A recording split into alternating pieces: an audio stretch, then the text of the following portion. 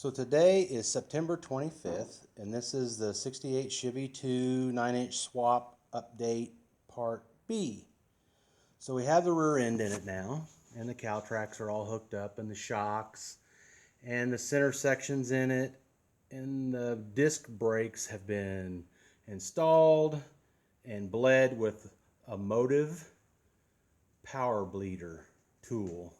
And you should look that up. Speedway sells them. They are fantastic. You pressurize your master cylinder, and after you pressurize the master cylinder, you go to the right rear, you crack the bleeder open till the air's out, you go to the left rear, you go to the front on the right, the front on the left. You can check for leaks before you get started by pressurizing it, and it is fantastic. And you know how things snowball. Well, you can't have a car with disc on the back and drum on the front. That's kind of lame, so I decided to go ahead and put the big disc brakes on the front, and that snowballed into tubular A-arms. So my shocks are supposed to be here today, and they're a competition engineering three-way adjustable front shocks, and you can see that I decided to put a line lock on it too. And it is right there. It's a Hurst roll control. Put it on and run all my new lines to it. Put a new 68 Corvette master cylinder on it, because in 1968, the only way you could get a Corvette was with disc brakes. You could either get manual or you could get power. They've got a check valve in them. I do not have a proportioning valve at the moment.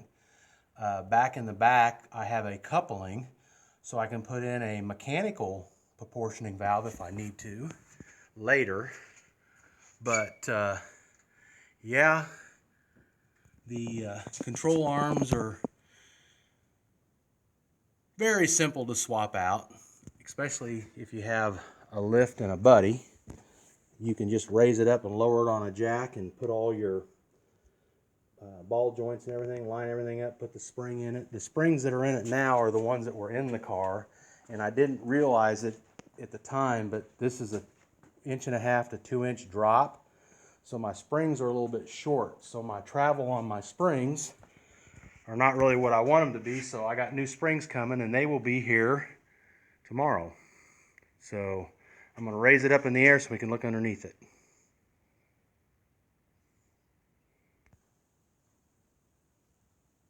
Okay, so now I've got the car up in the air.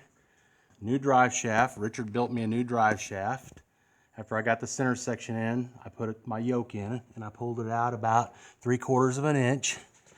And then I measured center to center on it, and I got about 3/4 of an inch coming out. The only problem that I've really had was I had an H-pipe in it, and the H-pipe with the rear end down was hitting on the drive shaft, and I didn't really want to bend anything, so I'm going to drop the tubing down. I'm going to grind these down and put a patch over them, and then I'm going to go in and put a new H-pipe up here in the front, and I'm going to put it across from here to here and here.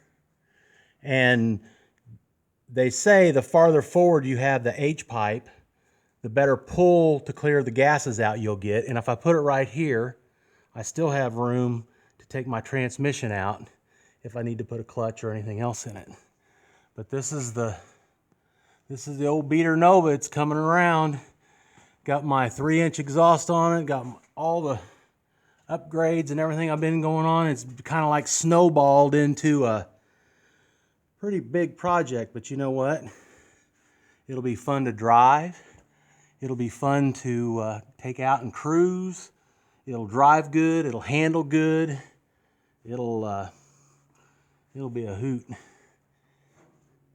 And the quick performance rear end people, man, they are awesome. It's got a 325 gear right now in it with a 35 spline axles, and it's going to have I'm going to make another center section for it, and it's going to be a 411 gear with a full spool, so I can get serious if I want.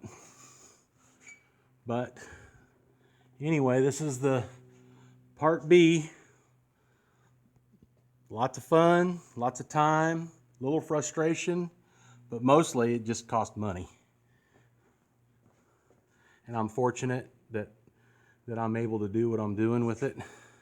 And one of these days, I'm getting back on the 54, and I'll be able to come over and go for a cruise in this, and then work on the 54, and someday I'll be able to go get parts in my shop truck. It's going to be my shop truck.